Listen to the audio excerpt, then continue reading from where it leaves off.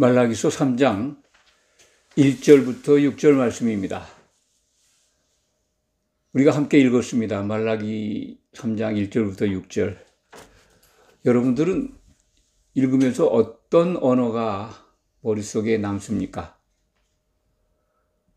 다들 그렇게 생각할 줄 믿습니다. 심판이라는 단어가 우리 마음속에 담기게 되어야 합니다. 성경을 우리가 보면 교회가 가르치지 않는 그러한 것들이 많이 기록되어 있습니다. 은혜와 복과 구원, 영생 이런 것들이 기록되어 있지만 그거 못지않게 주님이 다시 오신다는 것, 그리고 심판이 있다는 것, 구약뿐만 아니라 신약 성경에 아주 차고 넘치도록 기록되어 있습니다. 구약 성경 중에 말라기서 구약의 마지막 선지서입니다. 그리고 마지막 성경책입니다. 예수님 오실 때까지 하나님의 말씀이 끊어져 있습니다. 말라기서 3장은 그 마지막 예언서 가운데 심판이 있는 것을 강조합니다. 지금 우리가 같이 읽었지 않습니까? 말라기서 3장 5절을 다시 한번 읽어드리겠습니다. 내가 심판하러 너희에게 임할 것이다. 너희가 누굴까요? 말라기서에서 너희는 1차적으로 제사장들이죠. 제사장들에게 경고의 말씀을 주고 계시지만 오늘 본문 말씀을 보면 제사장들뿐만 아니라 유다의 백성들까지 포함하고 있는 것을 우리가 알 수가 있습니다. 곧 이 시대의 성도들에게, 모든 기독인들에게 적용하면 합당한 말씀입니다. 이 말씀은 반드시 이루어질 겁니다. 예수님이 초림하셨다가 약속하신 것이 반드시 내가 온다. 그것도 속히 온다는 말씀, 요한계시록에 강조돼서 기록되어 있습니다. 그것을 우리는 늘 기억해야 합니다. 오늘 본문 말씀 1절을 보면 만군의 여호와가 이르노라. 내가 내 사자를 보내리니, 내가 내 사자를, 여호와께서 내 사자를 보내신다라고 예언의 말씀을 주고 있습니다. 물론 말라기 선지자를 통해서 선포하게 하신 거죠. 그가 내 앞에서 길을 준비할 것이요. 이 말씀은 신약성경 마가복음, 마태복음, 그리고 누가복음에 다 기록되어 있죠. 마태복음 3장 1절부터 3절에 기록된 것, 세례 요한을 소개하는 말씀이죠. 거기에 이 사자, 하나님이 보내시는 하나님의 사자가 누구인지를 알게 합니다. 마태복음 3장 3절을 제가 읽어드리겠습니다. 그는 선지자 이사야를 통하여 말씀하신 자라. 일러스되 광야에 외치는 자의 소리가 있어 이르되 너희는 주의 길을 준비하라. 그가 오실 길을 곧게 하라 하였느니라. 그렇습니다. 예수님의 길을 예비하기 위해서 세례 요한 6개월 전부터 물 세례를 주고 있었죠. 예수님의 길을 예비하고 있었습니다. 준비하고 있었습니다. 사자를 하나님께서 보내신 거죠. 그 약속, 말라기서에 기록되어 있는 이 말씀, 오늘 본문에 기록되어 있지만 이 본문이 언제 선포되냐면 이사야서 40장 3절을 보면 그것이 아주 옛적에 선포되어 있다 하는 것을 이 신약 성경을 통해 또 검증받습니다. 제가 읽어드렸죠. 곧 광야에 외치는 자의 소리가 있어 이르되 너희는 주의 길을 준비하라. 그가 오실 길을 곧게 하라. 이사야 선지자를 통해 선포하신 말씀이 말라기서에서도 다시 강조되어 있고 그것이 성취된 것을 신약 성경은 우리에게 일러주고 있습니다. 그래서 세례 요한이 와서 물 세례를 주면서 성령 세례 베푸실 분을, 예수님을 이스라엘의 유대 땅에 나타내셨습니다. 이 부분은 요한복음 1장에 기록되어 있습니다. 세례 요한이 온 목적이, 물 세례 주는 목적이, 물 세례를 주고 있으면 성령 세례를 베풀 자가 나타날 것이다 라고 하는 말씀을 들어서 이 요한의 고백을 사도 요한이 기록하고 있습니다.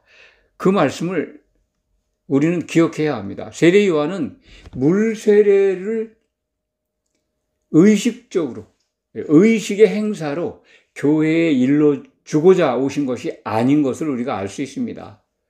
예수님은 성령 세례 베푸는 분이니까 성령 세례라고 하는 건 성령에 잠겨 있어야 한다는 것을 일러주는 거죠.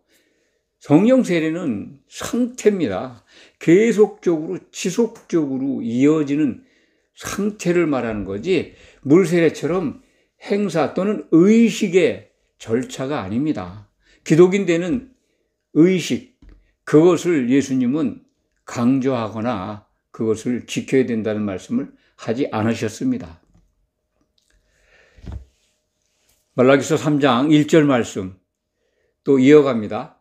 세례 요한이 그 길을 준비했습니다. 그건 이루어졌습니다. 신약 성경을 통해서 제가 드린 말씀을 통해서 다들 이해하는 데 부족함이 없을 겁니다. 또 너희가 구하는 바 주가 갑자기 그의 성전에 임하시리니. 갑자기 성전에 임하신다. 언제 임하셨을까요? 이게 무슨 말씀일까요?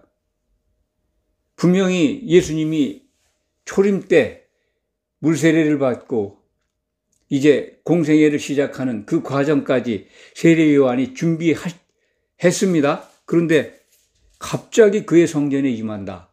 이 말씀이 어떻게 성취됐을까요?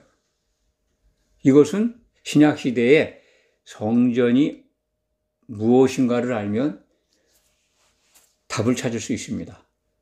신약시대의 성전은 성령이 거하시는 곳이죠. 성령이 임하신 곳, 곧 고린도전서 3장 16절인가요? 너희가 하나님의 한 성전인 것과, 이런 말씀이 있죠. 바로 신약시대의 성전은 교회입니다. 그의 몸된 교회.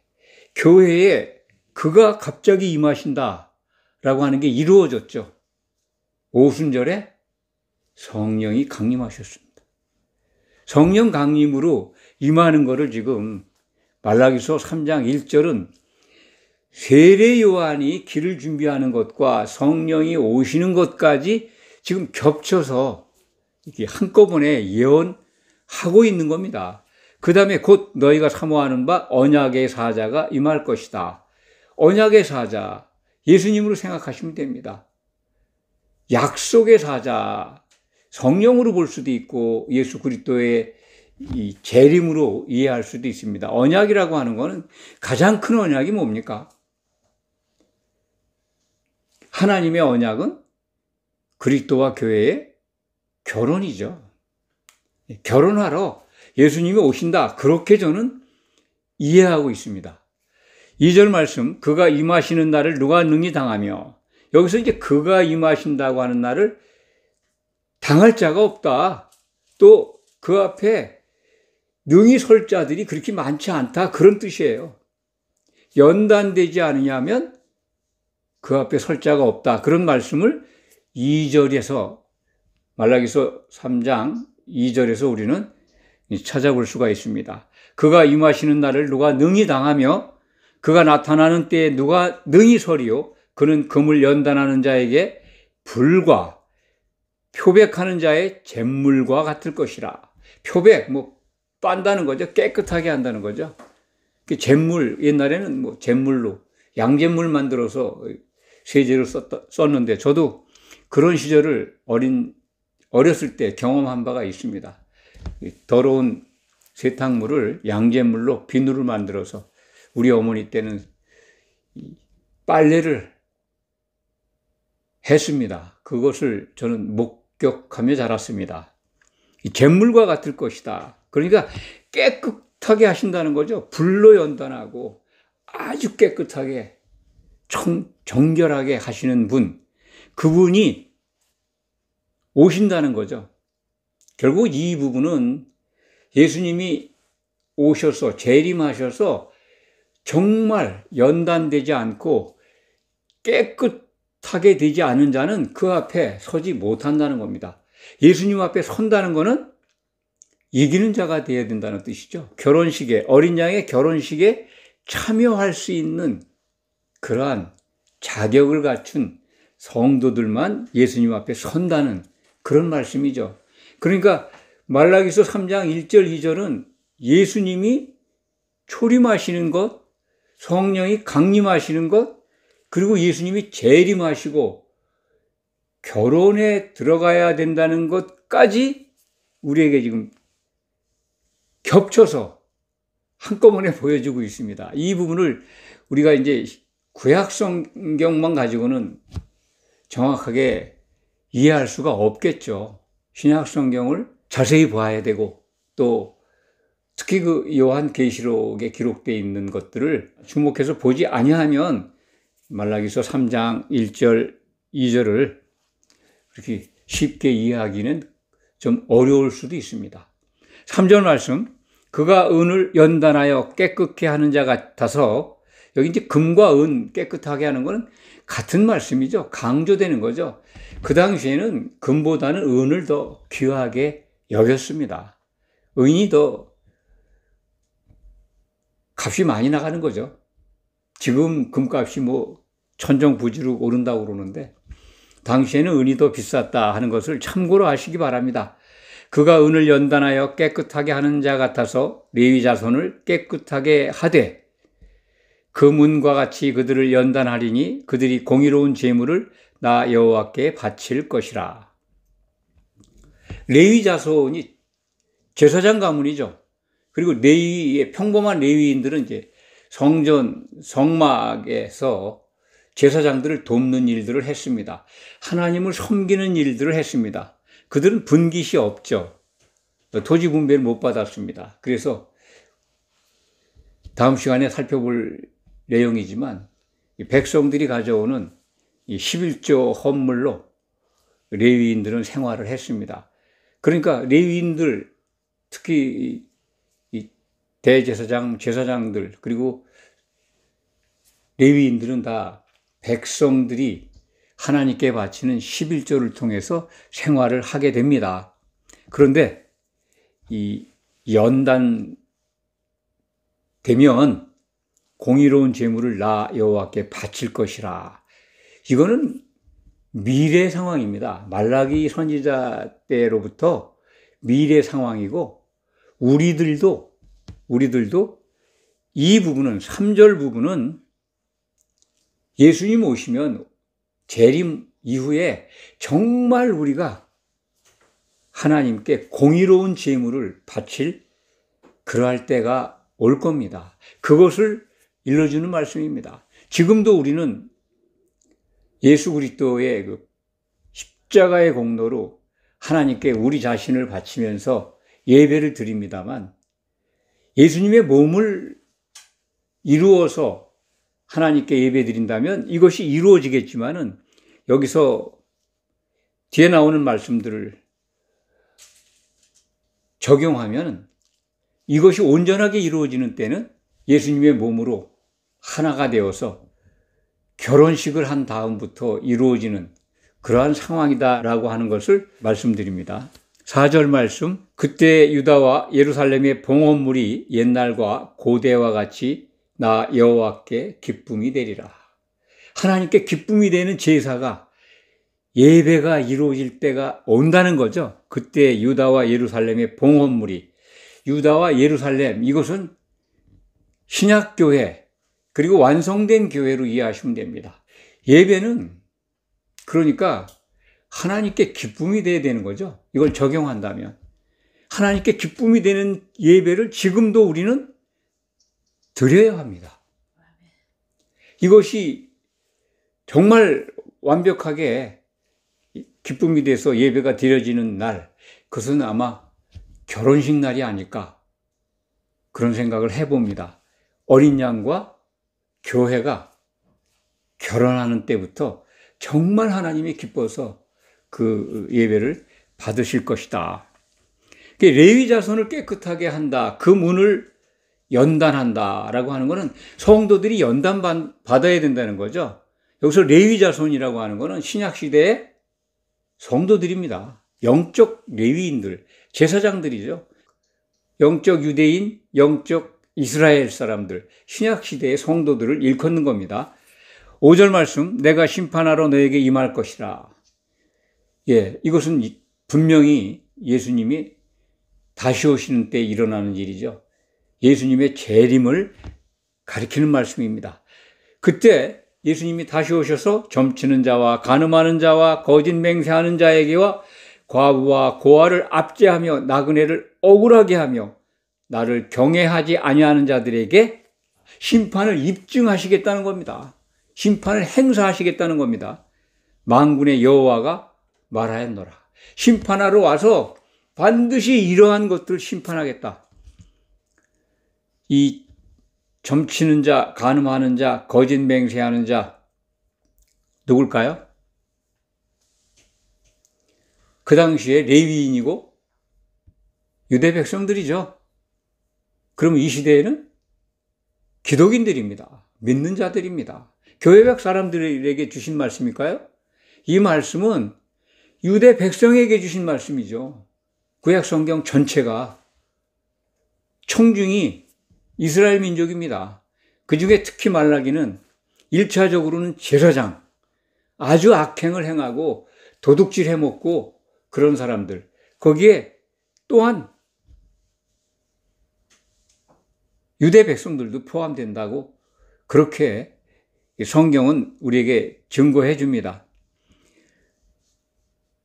과부와 고아와 나그네, 전에 말씀을 드린 바가 있습니다. 과부,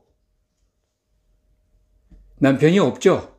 예, 그렇습니다. 이 시대의 성도들이 진정한 남편 없습니다. 우리 신랑은 오실 겁니다. 여기에는 안 계시죠? 오실 겁니다. 그걸 기다리는 과부의 입장이고, 고아죠. 아직 맏아들을 통해서 우리가 하나님의 아들들이 돼야 되는데 아직 백성의 자격을 가지고 아들들이 되기 위해서 지금 연단을 받고 있죠. 교회에 들어와서. 그런데 또 나그네 그렇습니다. 우리 또한 나그네입니다. 본향까지 가야 됩니다. 우리가 꼭 가야 될 이 세상이 우리가 정주할 곳이 아닙니다. 이 땅이 우리가 영원히 살 곳이 아닙니다. 새 예루살렘 도성이 우리가 가서 정착할 곳입니다. 그렇기 때문에 나그네입니다. 그런데 그 고아와 과부와 나그네를 압제하고 억울하게 하고 그러한 자들을 가만 놔두지 않으시겠다는 겁니다. 심판하시겠다는 겁니다. 이 교회 박 사람들 그들에게 하는 말도 되겠지만은 1차적으로 우리는 기독교인들에게 주신 경고다. 이렇게 받아주시기 바랍니다. 특히 여호와를 경외하지 아니하는 자들, 그들은 반드시 심판을 피할 길이 없다. 그들의 멸망은 잠들지 않을 겁니다. 이 심판을 강조하는 거죠. 만군의 여호와가 말하였느니라. 반드시 이루어질 겁니다. 요한계시록을 보면 교회에 대한 심판이 참으로 구체적으로 기록되어 있습니다. 계시록 16장부터 적어도 17장, 18장까지도 교회에 대한 심판 내용을 우리에게 미리 보여주고 있다 하는 것을 기억하시기 바랍니다. 6절 말씀, 나 여호와는 변하지 아니하나니 그러므로 야곱의 자손들아 너희가 소멸되지 아니하느니라. 하나님은 변하지 않는 분이죠. 시편 110편 4절에도 여호와는 맹세하시고 변하지 않으신다 그런 말씀이 있습니다. 그리고 새 하늘과 새 땅이 나타나기 전까지는 율법의 1.1잭도 떨어지지 않는다는 겁니다. 하나님의 말씀은 변하지 않는다는 거죠. 그거 기억하시기 바랍니다. 그러니까 모든 우리에게 주신 하나님의 말씀은 새 예루살렘 도성에 들어가면 다 완성되는 겁니다. 다. 천지가 없어질 때까지는 율법이 남아있다. 없어지지 않는다는 거죠. 그것은 이제 그것을 지켜야 된다는 뜻이 아니라 예수님이 그것을 다 성취하셨죠. 그렇게 이해하시면 됩니다. 오늘 말씀 속에서 우리가 꼭 기억해야 될 거 뭡니까? 교회에 대한 심판이 있다는 겁니다. 구약 마지막 예언서에도 그것이 기록되어 있고 신약 성경 참으로 차고 넘치게 예수님이 다시 오신다, 심판이 있다는 걸 우리에게 일러주고 있습니다. 교회는 이걸 선포해야 합니다. 그런데 왜 이 말을 못하는 겁니까? 참 납득이 안 갑니다. 뭐가 무섭습니까? 뭐가 무서워서 교회에 대한 심판이 있다라고 증언을 하지 못하는지 모르겠습니다. 이 말씀을 듣는 성도 여러분들은 정말 이기는 자가 되기 위해서는 오늘 본문 말씀에 예수님 앞에 당당히 서기 위해서는 연단을 받아야 되는데 연단 받고 그리고 이기는 자가 돼서 결혼식에 들어가야 된다는 말씀을 꼭 기억하시기 바랍니다. 말씀을 정리합니다. 뭐가 무서워서 심판이라는 것을 꺼려합니까? 교회는 그것을 선포하지 않는다 하더라도 성도는 심판이 있는 걸 깨달아 알아야 합니다. 능동적으로 이기는 자가 되도록 애써야 합니다. 연단이라고 하는 것은 우선은 자기 부인을 통해서 성령에 항상 잠겨 있도록 애쓰는 겁니다. 성령이 하나 되게 하신 것을 힘써 지키라고 하셨잖아요. 깨끗하게 그리고 정결하게 연단되는 겁니다. 그래야 하나님께서 기뻐하시는 예배를 드릴 수 있고 또한 그 예배를 받으시고 하나님은 기뻐하실 겁니다. 하나님을 기쁘시게 하는 성도가 되시기를 간절히 축원합니다. 기도하겠습니다.